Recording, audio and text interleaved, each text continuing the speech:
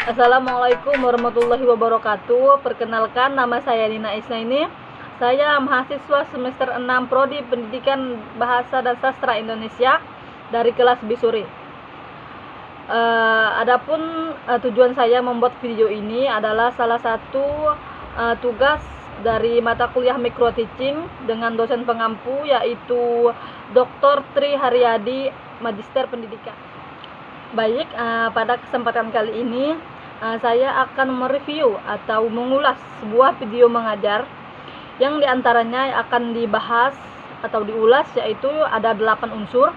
Yang pertama itu pembukaan pembelajaran, yang kedua pemilihan media belajar, yang ketiga bagaimana sumber belajarnya, yang keempat tujuan atau indikator yang akan digunakan, yang kelima langkah-langkah, yang keenam model atau metode, yang ketujuh bagaimana guru menutup pembelajaran, dan yang terakhir yaitu penilaian. Selamat pagi anak-anak. Selamat pagi, Bu.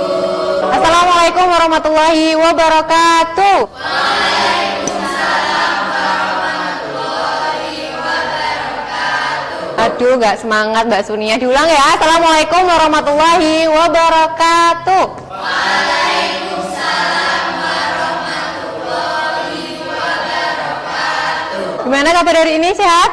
Sehat, Bu. Sehat, ceria semua ya. Berangkat semua? Berangkat, Bu. Oh, saya absen aja ya, presentasi dulu ya. Yang pertama Mbak Titis Hera, Sunia Ayunda, Putri Skolastika, Hairu Firdaus. Mana suaranya? Oke, Erinda Lamonti, Iwi, Hadir, Bu. Mustika Valentino Rossi, Ya, Bu. Kemal Palevi. Oke. Terus Anas Urbaningrum, Tuti Karisma, Hadir, Bu. terus Rini Ani siapa ini? Ani Mariana, Hadir, Bu. Dia Valen. Oke, hadir semua ya. Oh iya, belum berdoa. Ketuanya di sini siapa ya? Anas, Bu. Oke, Anas pimpin doa dulu. Di tempat duduk siap, berdoa mulai.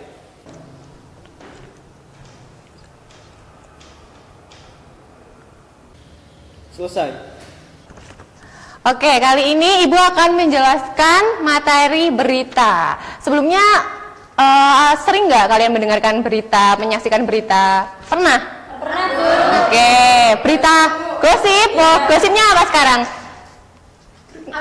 Oh, Karin. Oh, Karin. Bad As ya. Oke, berita yang lagi terbaru. Kali ini apa ya? Aku pengen nunjuk Mbak Dia. Apa Mbak Dia? Meletusnya Gunung Agung di Bali. Oh, meletusnya Gunung Agung, ya, itu merupakan berita. Baiklah, kita akan membahas sebuah berita. Sebelumnya ada yang tahu pengertian berita? Mbak Tutiko? Berita adalah jenis teks narasi yang melaporkan kejadian atau peristiwa, kemudian mengenai sesuatu yang telah atau sedang terjadi. Oke, jadi berita itu adalah jenis teks narasi yang melaporkan kejadian atau peristiwa, informasi mengenai sesuatu yang telah atau sedang terjadi. Jadi sebuah berita itu menginformasikan kejadian itu yang telah terjadi. Jadi sifatnya adalah faktual. Kita akan langsung membahas ciri-ciri berita.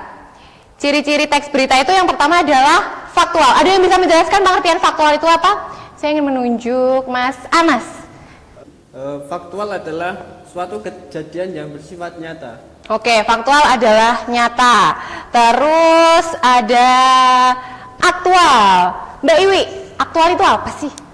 Aktual itu kejadian yang bersifat nyata dan benar-benar terjadi, Bu, dan sedang hangat-hangatnya diperbincangkan oleh banyak orang. Itu, Bu.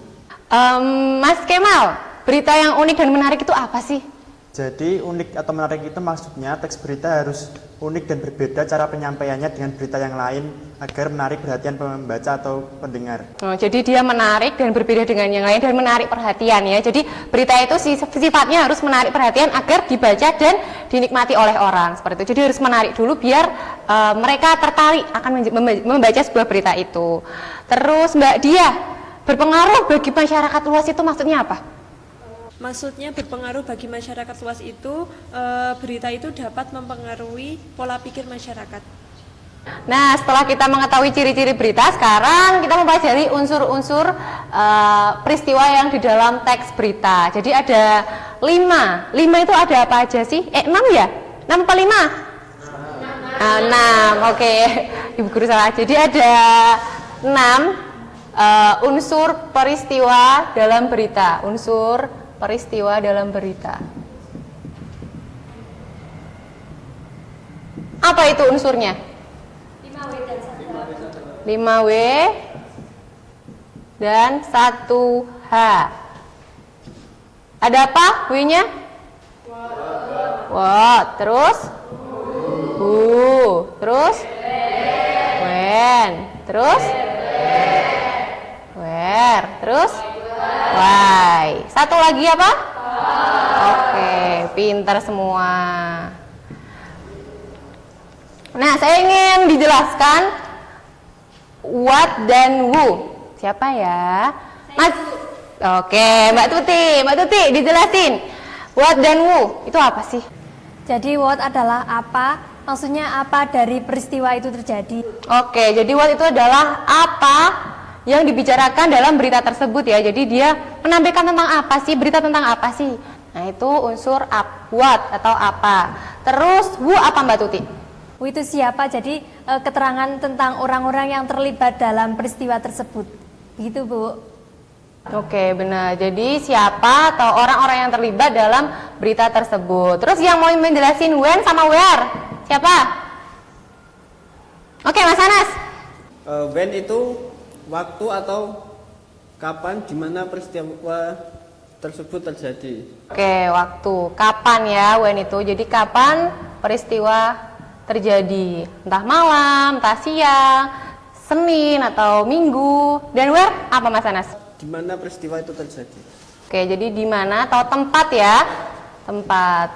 Apakah di kamar, di kandang, ya kan? Oke, terus why? Siapa yang ingin menjelaskan why? Oke, Mbak Rini. Apa Mbak Rini? Why? Why yaitu suatu berita dikatakan baik jika memenuhi unsur why, yaitu disertai alasan atau latar belakang terjadinya peristiwa. Oke, jadi mengapa peristiwa tersebut terjadi? Sebab ya, sebab kecelakaan apakah karena mengantuk, apakah karena dia habis minum, habis makan, ya kan kita juga nggak tahu mengapa. Dan terakhir, how. Siapa yang akan menjelaskan? Oke, dia. Apa dia how? How. Jadi how itu menceritakan tentang bagaimana. Jadi bagaimana kronologi peristiwa itu terjadi. Oke, jadi menjelaskan ya. Jadi intinya ini dirangkum dalam sini ya, bagaimana. Ya, pintar semuanya. Oke, biar kalian paham tentang unsur, Ibu akan memutarkan sebuah video dan kalian akan mengerjakannya secara kelompok. Jadi berhitung dulu ya, 1 dan 2. Mulai dari Mbak Dia. 1, 2, 1, 2, 1. Ayo Mbak Titis main HP terus. 1. Oke, sekarang kalian pindah 1 kiri, 2 kanan. Ya, Bu. Ya, Bu.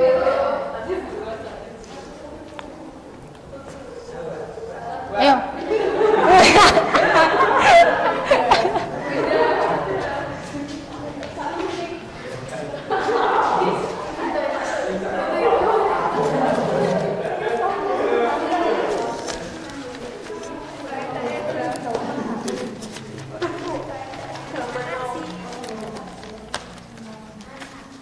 Oke, kelompok 1 mengerjakan apa, di mana dan mengapa ya. Ya, Bu. Nanti ditempel. Terus kelompok 2 mengerjakan siapa, kapan dan bagaimana. Oke, Ibu, putarin videonya dulu ya. Sekarang nggak apa-apa. Sekarang dengarkanlah, simaklah video berikut ini.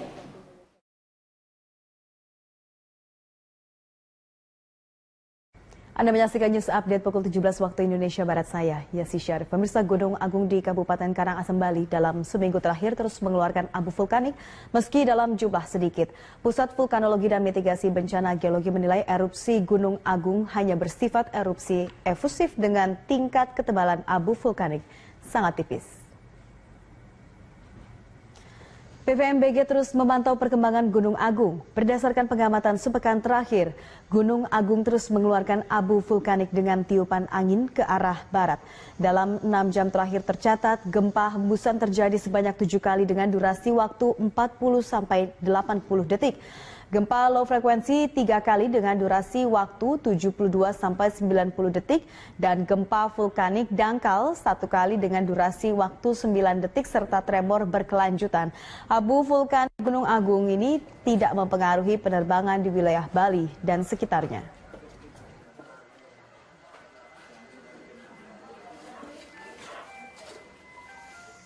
Erupsinya masih efusif, jadi sambil erupsi berjalan ini disertai oleh kadang-kadang hembusan abu mencapai ketinggian 1.000 sampai 2.000 meter dari puncak. Jadi kita hanya bisa menunggu, tidak tahu ke depan itu mau bagaimana gitu.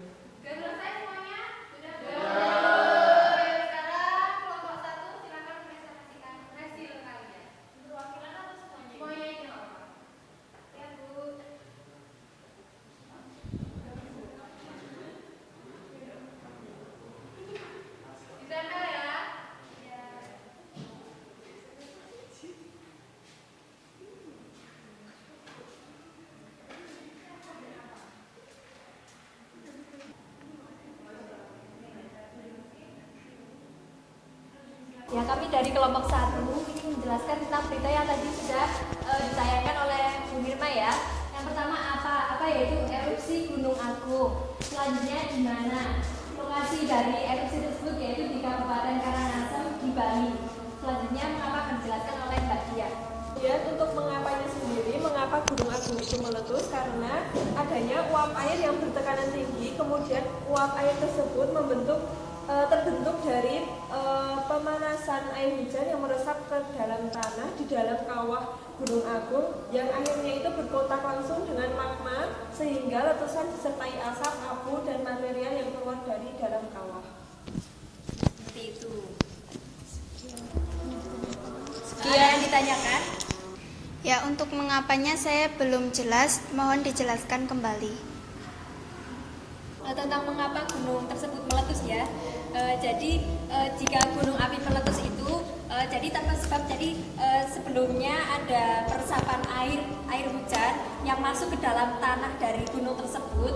Setelah masuk, lama-kelamaan akan membentuk pemanasan dalam gunung tersebut karena terjadi pemanasan, kemudian bercampur dengan air kawah sehingga semakin banyak di dalam gunung dan meletuskan laharnya ke luar gunung, jadi terbentuknya letusan gunung api tersebut. Seperti itu. Apakah sudah paham? Sekian presentasi dari kelompok 1. Wassalamualaikum warahmatullahi wabarakatuh.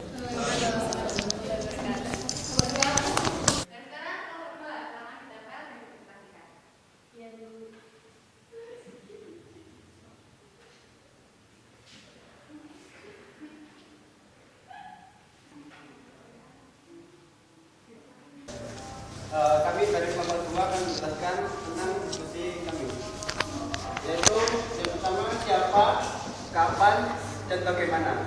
Yang pertama siapa ini dalam berita tersebut adalah warga Karangasem, kemudian Bapak Gede Swastika atau Kepala Bidang Mitigasi. Kemudian kapan berita terjadi, yaitu terjadi pada tanggal 15 Desember 2017. Kemudian bagaimana akan dijelaskan oleh Mbak Mara. Nah, untuk bagaimana, asapnya itu masih tipis, hanya erupsi efusif, Gunung Agung meletus dan tidak mempengaruhi penerbangan. Hembusan abu selama 1 minggu erupsi terus, kemudian BVMBG terus memantaunya. Apakah ada yang ditanyakan? Mohon dijelaskan kembali tentang yang bagaimana yang gunung api tadi meletus, soalnya tadi belum jelas. Terima kasih. Jadi untuk bagaimana itu, gunung api itu meletus selama 1 minggu dan masih mengalami erupsi.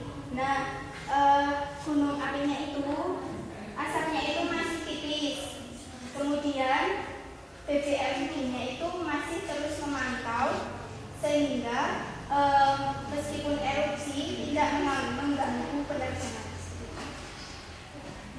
Sekian presentasi kelompok kami. Apabila ada kekurangan kami mohon maaf. Assalamualaikum warahmatullahi wabarakatuh. Waalaikumsalam warahmatullahi wabarakatuh.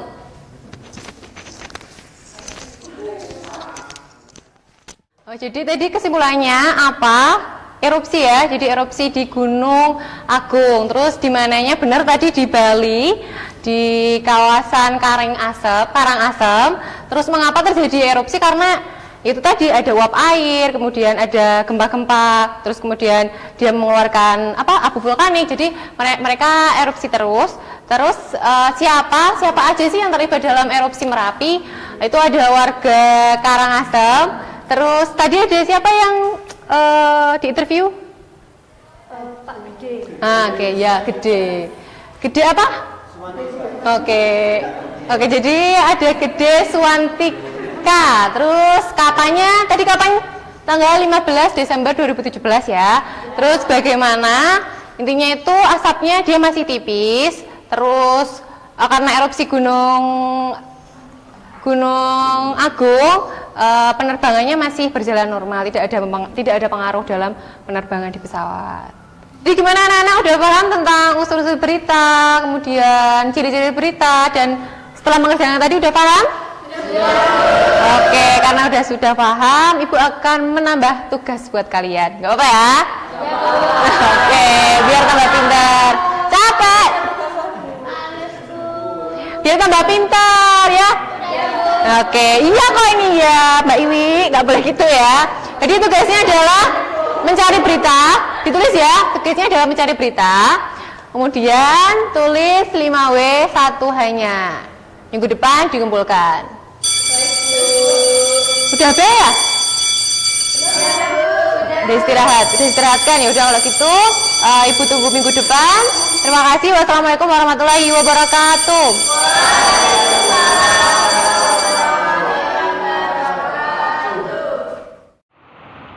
Baik, langsung saja kita kepada unsur yang pertama, yaitu pembukaan pembelajaran. Dari video yang telah saya tayangkan tadi, video mengajar itu saya sudah merangkum atau mengulas dari video tersebut. Yang pertama itu pembukaan pembelajaran. Menurut saya pembukaan pembelajaran tersebut lumayan atau sudah cukup baik, karena sudah ada unsur itu mengucapkan salam, absensi, berdoa, dan mengaitkan pembelajaran dengan pengalaman siswa. Jadi bisa kita lihat tadi saat penayangan video, di situ guru sudah interaktif atau bisa berinteraksi dengan siswanya dengan baik, dan siswanya pun merespon juga dengan baik. Kita lanjut dengan unsur yang kedua, yaitu pemilihan media belajar. Jadi dari video itu ditayangkan, kita dapat melihat media-media belajar apa saja yang bisa menjadi alternatif guru. Yang pertama itu papan tulis. Jadi tadi pada video tersebut guru ada menulis walaupun sedikit tentang materi-materi yang akan disampaikan. Dan kedua yaitu adanya audio visual atau itu berbentuk video. Jadi tadi itu guru menayangkan sebuah video singkat, yaitu tentang berita, khususnya menayangkan berita untuk siswanya lihat. Jadi gunanya di sini video ini untuk memudahkan siswa dalam mencerna atau memahami materi yang telah disampaikan. Jadi tidak hanya membaca, tapi di sini juga guru sudah memanfaatkan teknologi, yaitu dengan menayangkan sebuah video. Baik, kita lanjut kepada unsur yang ketiga, yaitu bagaimana sumber belajarnya. Jadi dari video yang telah ditayangkan, saya melihat satu sumber belajarnya yaitu melalui video, karena tadi guru telah mempersiapkan sebuah video untuk siswanya lihat. Jadi sumber belajarnya itu hanya satu yang saya lihat ya. Dan tadi guru tidak ada membahas tentang buku atau yang lainnya, hanya mempersiapkan videonya. Jadi sumber belajarnya itu. Kita lanjut kepada unsur yang selanjutnya, yaitu model atau metode. Jadi model atau metode yang dipilih oleh guru di sini adalah diskusi. Jadi tadi guru telah membagi beberapa siswanya dengan berhitung, menghitung jumlah siswanya dan membagi dalam beberapa kelompok, yaitu kelompok tersebut akan diberi 1 atau 2 masalah untuk dipecahkan, lalu berdiskusi, dan hasil diskusi tersebut akan dipresentasikan di depan kelas. Jadi tadi guru telah membagi beberapa masalah, diantaranya itu unsur-unsur 5W plus 1H. Jadi tadi 5W plus 1H itu dibagi dalam beberapa bagian dan dibagikan kepada setiap kelompok. Jadi setiap kelompok itu menerima 2 masalah yang akan dipecahkan, dan masalah itu akan dipresentasikan ke depan kelas. Unsur selanjutnya yang akan kita kulas yaitu langkah-langkahnya.